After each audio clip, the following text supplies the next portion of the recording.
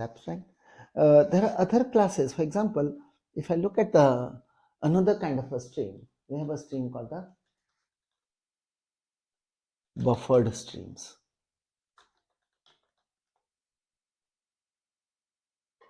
So it is buffered XXX. By XXX, what is meant? 4. Okay. Fine. So what is common across all the buffered XXX? Okay. When I say buffered XXX, what do we mean? What do we understand here?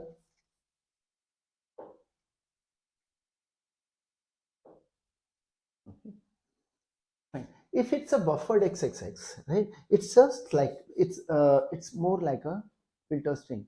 See, one thing here, the hierarchy is slightly different in the way that we have the buffered input stream and buffered output stream being subclass of the filter output stream, filter input stream and filter streams, whereas the buffered reader and writer directly subclass from the reader and writer, not from the filter stream. Okay.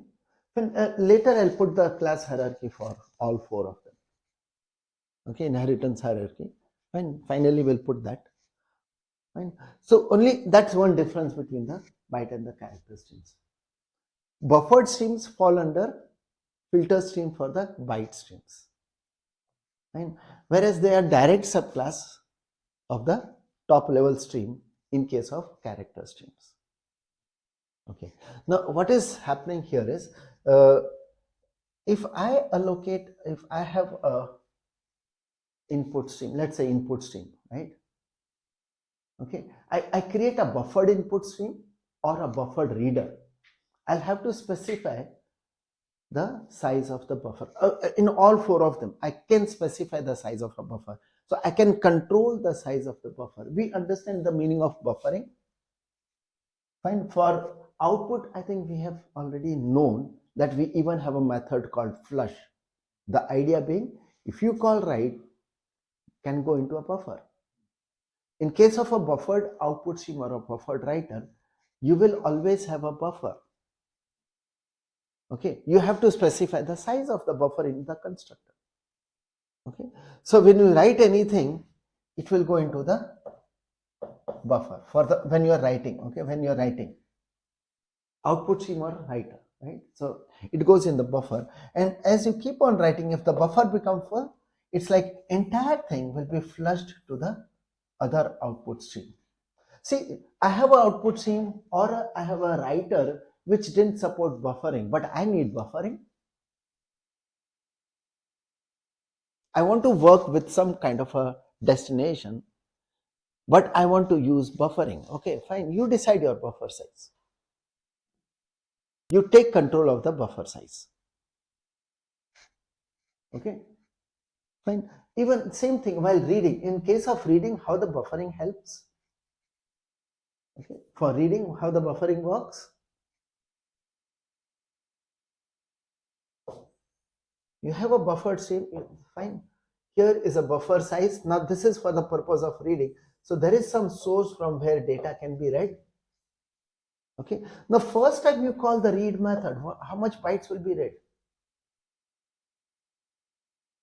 It will read and fill the entire buffer and give you 1 byte. You might have asked for 1 byte, but it will, from the source, it's fetching the entire, whatever is the size of the buffer. That's my read chunk. Fine, that's my chunk size. I read or write in terms of this size. That's the buffer size I've decided. Okay, so it has to read the entire buffer. Fine, and your subsequent reads will read from the buffer. When the buffer is exhausted, right, then it will fetch this buffer size data again from the source input stream or the source reader. Fine, so your read is always in terms of buffer size. Read or write is always in terms of buffer size, except for the last read where it may be a partial buffer. Okay, fine, that is the idea about a buffered stream. Okay, Fine. From methods point of view and even from constructor point of view, it's the same constructors for all four. Buffered XXX constructors. Okay. Fine. So if I look at buffered X constructors, it will be parameter is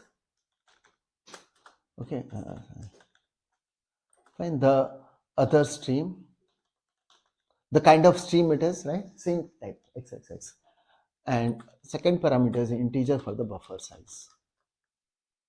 Okay. Or you will have a default buffer.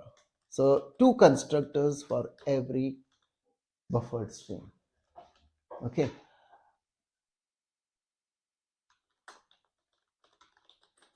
No additional method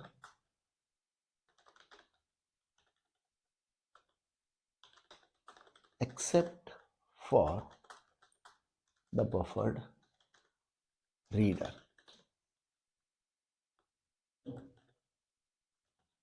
Okay. So buffered reader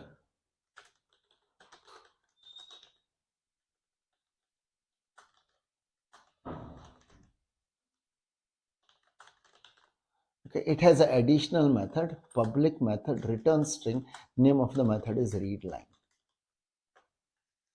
So readLine is an additional method for buffered reader. Okay. Buffered reader has a subclass called line number reader. Constructors are the same. Line number reader is a line. So this is about keeping track of how many lines I have read. Okay. So there's a line number reader where we can keep track of how many lines we have read. Okay, fine. So yeah, this I think will continue tomorrow.